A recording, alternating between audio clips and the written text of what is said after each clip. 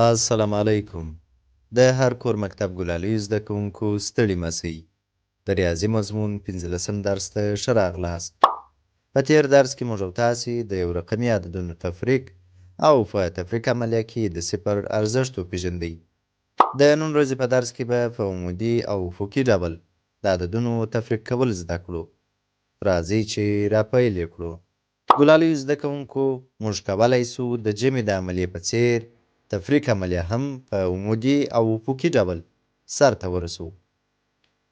که چیرې د تفریق د عملیې اجزاوې یعنې مفروق، مفروق منه او د تفریق حاصل د یوه ولاړ یا عمودي خط په شکل سر پر سر ولیکل سي، لکه د لاندې مثال په شکل 3 تر 3 لاندې 2 د 2 چپ اړخ ته د منفي نښه او تر 2 لاندې یوه افقي کرښه او تر کرښې لاندې د 3 او 2 ترمنځ د تفریق حاصل یا هم یو ولیکو.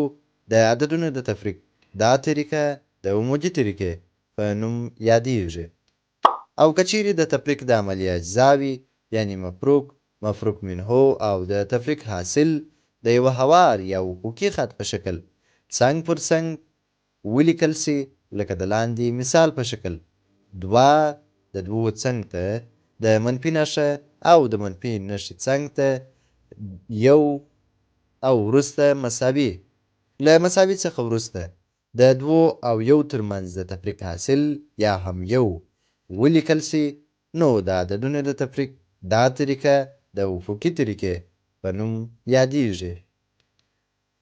درنو زده کوونکو، تاسې لاندې مثال په خپلو کورونو کې د کتابچې پر مخ په عمودي او افقي دواړو طریقو حل کړئ.